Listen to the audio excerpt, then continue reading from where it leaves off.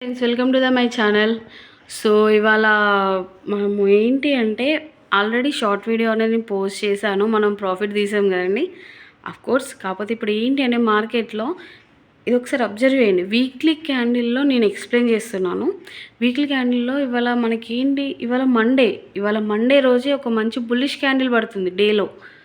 So అది వీక్లీకి impact చూపిస్తుంది. Okay, ఎలా అంటే లాస్ట్ టైం హై ఉందా, ఆ హై ఉన్న జోన్లో అంటే అక్కడ సెల్ ఆర్డర్స్ ఉంటాయి కదండి, ఆ సెల్ ఆర్డర్స్ జోన్లోకి మార్కెట్ అనేది ఎంటర్ అయింది. సో అక్కడి నుంచి కొంచెం వోల్టాలిటీ చూపిస్తుంది. కోర్స్ నేను ఇది ఇంతకుముందే చెప్పాను, ఇవాళ మార్నింగ్ వీడియోలో కూడా చెప్పాను. ఈవెన్ ఎంత బయింగ్ అయినా కూడా మనకు అక్కడ కన్సల్టేషన్ అవుతుందండి మార్కెట్. హాల్ టైమ్ హైని బ్రేక్ చేసి వెళ్ళదా అంటే వెళ్ళొచ్చు. కాకపోతే ఇప్పుడున్న ఈ సిచ్యువేషన్కి అయితే వెళ్ళకపోవచ్చు అండి, ఎందుకంటే ఎలక్షన్ రిజల్ట్ అనేది ఉంది మనకి ఫస్ట్. సో ఆ టైంలో ఏంటి అంటే ముందు కొంచెం వోల్టాలిటీ మార్కెట్ ఉంటుంది. పాజిటివ్ ఆర్ నెగిటివ్ అనేది రిజల్ట్ తర్వాత తెలుస్తుంది, కానీ దానికన్నా ముందే మార్కెట్ అనేది ఇంపాక్ట్ చూపిస్తుంది. ఓకేనా, అందరికీ తెలిసిన తర్వాత మా బయ్యర్స్కి వెళ్తాం కావచ్చు, కానీ మార్కెట్ ఫస్టే తెలుస్తుంది. ఆల్మోస్ట్ ఎలా అంటే ఇవాళ రిజల్ట్ క్లోజింగ్ అంటే మార్కెట్ క్లోజింగ్ అయిపోయింది 3:30కి, అయిపోయినాక రిజల్ట్ అనేది పోస్ట్ అయింది. సో దాని ఇంపాక్ట్ నెక్స్ట్ డే ఎర్లీ మార్నింగే గ్యాప్ అప్పా గ్యాప్ డౌనా అనేది ఇంపాక్ట్ చూపించేస్తుంది. ఓకేనా, సో దాన్ని మనం క్యాచ్ చేయాలి అంటే వీక్లీలో మనం క్యాండిల్స్ని అనేది అర్థం చేసుకోవాలి. ఓకేనా, ఇక్కడ ఏంటి అంటే ఆ జోన్లో మార్కెట్ ఉందండి, ఆల్ టైమ్ హై జోన్లో ఉంది. అక్కడ సెల్ ఆర్డర్స్ ఉన్నాయి. మేబీ అక్కడి నుంచి బ్రేక్ చేసి వెళ్ళవచ్చు అంటే అది చాలా పాసిబిలిటీ తక్కువ అండి. ఓకేనా, ఇక్కడ నుంచి రివర్స్ అవ్వడానికి కూడా చాయిసెస్ ఉన్నాయి. చాలా వరకు దోజీ క్యాండిల్ క్రియేట్ అవుతుందని నేను అనుకుంటున్నాను. అండ్ ఇంకోటి ఏంటి అంటే మార్కెట్లో వెళ్ళొచ్చు కదా, చాలా వరకు బిగినర్స్ గురించి నేను ఇప్పుడు ఈ వీడియో చేస్తున్నానండి. ఎందుకంటే మార్కెట్ ఆల్ టైమ్ హైని దగ్గరికి వచ్చేసింది. ఓకేనా, ఎలా అంటే మనము మొన్న 200 రేంజ్లో కదా అండి మనం బై చేసాము కాల్ అనేది. సో అది ఇవాళ 1000 ప్లస్కి వెళ్ళిపోయింది, అంటే 4 టైమ్స్ ఇచ్చింది మనకి ప్రాఫిట్ అనేది. సో ఇంత హై అంటే 200 నుంచి 1000 రేంజ్కి వెళ్ళినాక అక్కడి నుంచి కూడా ఇంకా మీదికి వెళ్తుంది అనేసి బిగినర్స్ ఏం చేశారు, అరే 2-3 డేస్ నుంచి అప్ సైడే ఉంది కదా, ఇంకా వెళ్తుందేమో అనేసి అగ్రెసివ్గా ముందుకు వస్తారు. సో అలా వద్దు. ఎందుకు అంటే మార్కెట్ ఈ సెల్లింగ్ జోన్లో ఉంది ఫస్ట్. ఓకే, సెల్లింగ్ జోన్లో మార్కెట్ ఉన్నప్పుడు రివర్స్ అవ్వడానికి పాసిబిలిటీ ఉంటుంది. బ్రేక్ చేసి వెళ్ళదా అంటే ఇప్పుడున్న ఈ వోల్టాలిటీ మార్కెట్కి అయితే ఉండదండి చాలా వరకు అయితే. ఓకేనా, సో అందుకే అఫ్కోర్స్ నేనేమన్నా ఆపర్చునిటీ ఉంటే మళ్ళీ బయింగ్ అండ్ సెల్లింగ్ చేద్దాం. కాకపోతే మనకి ఇవాళ మండే క్లోజింగ్ టైం అండి, ఆల్మోస్ట్ నేను ఈ వీడియో పోస్ట్ చేసే టైంకి. సో ఇక్కడ ఏమవుతుంది అంటే రేపు ట్యూస్డే వెనస్డే మన కాల్ అయితే ప్రాఫిట్ తీసుకొని పక్కకు వచ్చాం కదండి. మన పుట్స్ అయితే 2 హోల్లో ఉండిపోయాయి కదా. ఒకసారి వాటిని అబ్జర్వ్ చేయండి. నేను బయింగ్ అండ్ సెల్లింగ్ చేయమన్నానని మీరు చేయడం కాదు, మీకు నేను చెప్తున్నాను. మీకు కంపల్సరీ కాల్ తీసుకొని పుట్ తీసుకొని కాదు, నాలెడ్జ్. నేను క్యాండిల్స్ని అంటే ఆ క్యాండిల్స్ యొక్క పర్ఫార్మెన్స్ని నేను ఎలా F&Oలో చేస్తున్నాను అనేది నా ట్రేడింగ్ గురించి నేను మీకు చెప్తున్నానండి. అండ్ మీకు యూస్ఫుల్ అనిపిస్తే subscribe to my channel. And ఇప్పుడు ఇంకోటి ఏంటి అంటే మార్కెట్ ఆల్రెడీ కాల్ సైడ్ హెవీగా వెళ్ళిపోయింది, ఇంకా వెళ్ళదా అంటే ఇప్పుడున్న రేంజ్లో మనం హెవీగా ఇన్వెస్ట్ చేయాల్సి వస్తుంది. సో అలా వద్దు, ఎందుకంటే ఎక్స్పైరీ కూడా దగ్గర ఉంది. ఈ 2 డేస్ అయితే ఎక్స్పైరీ ఉంది. సో నేను ఏమంటా అంటే ఈ టైంలో బిగినర్స్ ఎంటర్ అవ్వకపోతేనే బెటర్ మార్కెట్లో. ఓకేనా, ఈ 2 వీక్స్ ఎందుకంటే కన్సల్టేషన్ మార్కెట్ అలా అప్ సైడ్ వెళ్తుంది, మళ్ళీ డౌన్ వస్తుంది. కాకపోతే అది అర్థమైన వాళ్ళకి అప్ సైడ్ బయింగ్లో ప్రాఫిట్ వస్తుంది, సెల్లింగ్ సైడ్ ప్రాఫిట్ వస్తుంది. అర్థం కానప్పుడు అసలు వాళ్ళకి ఆలోచించుకునే టైం కూడా క్యాండిల్ యొక్క పర్ఫార్మెన్స్ అర్థం కాదు. కాబట్టి వాళ్ళకి ఆలోచించుకొని బయింగ్ అండ్ సెల్లింగ్, ఇక్కడ సెల్ చేయాలి ఇక్కడ బై చేయాలి అనే అంత టైం కూడా మార్కెట్ ఇవ్వకపోవచ్చు. ఎందుకంటే వోల్టాలిటీ కదా, దాన్ని మనం అంత ఈజీగా అనలైజ్ చేయలేము. ఓకేనా, ముఖ్యంగా బిగినర్స్ అయితే అసలు అర్థం కాదు వాళ్ళకి. ఫస్ట్ ఆఫ్ ఆల్ ఎందుకు మీదకి వెళ్తుందో ఎందుకు కిందికి వస్తుందో అసలే తెలియదు. సో అందుకే కేర్ఫుల్గా ఉండండి.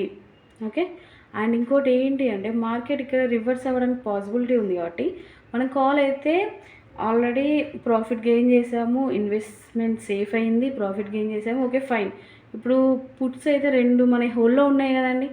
ఇన్ కేస్ మార్కెట్ రివర్స్ అయ్యే చాయిస్ ఉంటే ఆ పుట్స్ని హోల్డ్ చేయండి. ఓకేనా?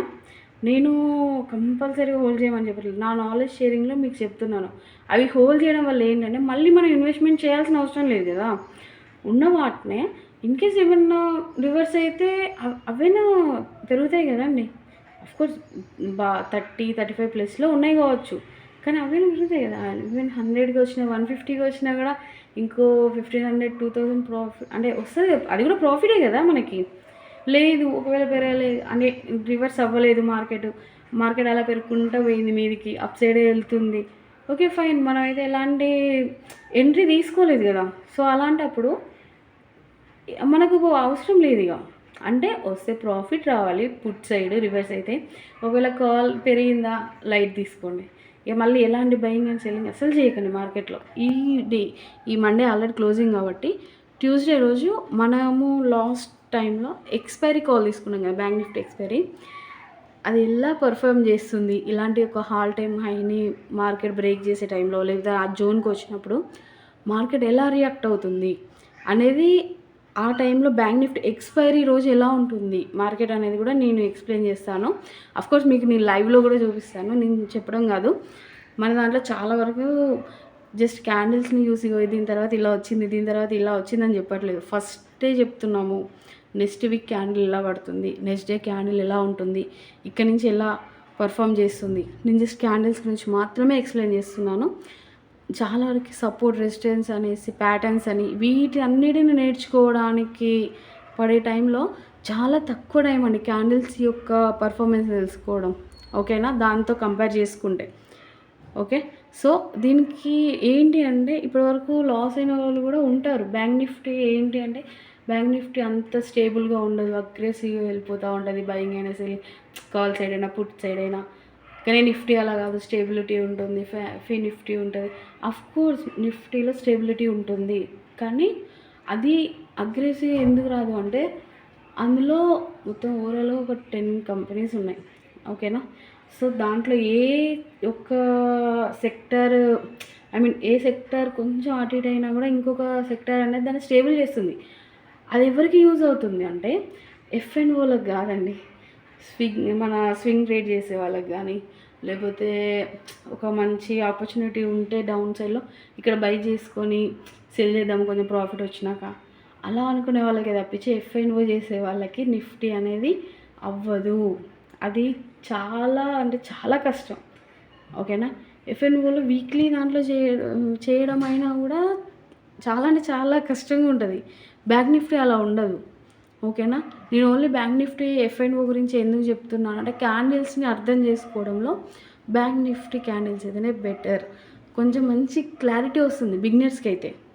ఓకేనా? దీన్ని అప్లై చేసుకున్న మనం ఈక్విటీ సైడ్ కానీ నిఫ్టీ సైడ్ కానీ వెళ్ళొచ్చు, కానీ దానికి టైం పడుతుంది కదా. ఫస్ట్ నీకు క్యాండిల్స్ అనేది తెలియాలి కదా, అవి ఎలా ఉంటాయి, దాని యొక్క అగ్రెసివ్ ఎలా ఉంటుంది, అందులో బ్యాంక్ నిఫ్టీ ఎలా ఉంటుంది. ఇది ఓన్లీ బ్యాంక్ నిఫ్టీ అంటే ఓన్లీ బ్యాంక్కి సంబంధించిన సెక్టర్ మాత్రమే. సో ఇది గుడ్ ఆర్ బ్యాడ్ రెండే ఉంటాయి, ఎటు కాకుండా ఉండదు కదా మార్కెట్, బయింగ్గా సెల్లింగ్గా. నిఫ్టీ ఒకవేళ బాగా పెరిగింది అనుకోండి, బ్యాంక్ నిఫ్టీ మాత్రం పెరగదా. నిఫ్టీ 500 పాయింట్స్ ఇచ్చింది అనుకోండి, 2000 పాయింట్స్ ఇస్తుంది. మాట చెప్తున్నా అలా అంటే కంపేర్ చేసి చెప్తున్నాను రెండిటికి. ఇది స్టేబుల్గా ఉంటుంది అంటే అన్ని సెక్టర్స్ ఉన్నాయి కాబట్టి అది అప్ సైడ్ వెళ్ళడానికైనా డౌన్ సైడ్ రావడానికైనా ఒక స్టేబిలిటీతోనే వెళ్తుంది. బ్యాంక్ నిఫ్టీ ఒకటే సెక్టర్ కాబట్టి వెళ్తే అగ్రెసివ్గా వెళ్తుంది, లేదా అగ్రెసివ్గా డౌన్ సైడ్ కూడా వస్తుంది. ఓకేనా? సో అందుకే బ్యాంక్ నిఫ్టీలో క్యాండిల్స్ యొక్క అర్థం చేసుకునే యొక్క ఇంపాక్ట్ అనేది కొంచెం ఎక్కువ ఉంటుంది, కొంచెం తొందరగా నేర్చుకోవడానికి పాసిబిలిటీ ఉంటుంది. దీన్ని మన F&Oలో కంపేర్ చేసుకుంటూ చేయడం వల్ల మనకి ఇందులో ఏంటంటే 15 కదండి లాట్, స్మాల్ ఇన్వెస్ట్మెంట్ ఉంటుంది.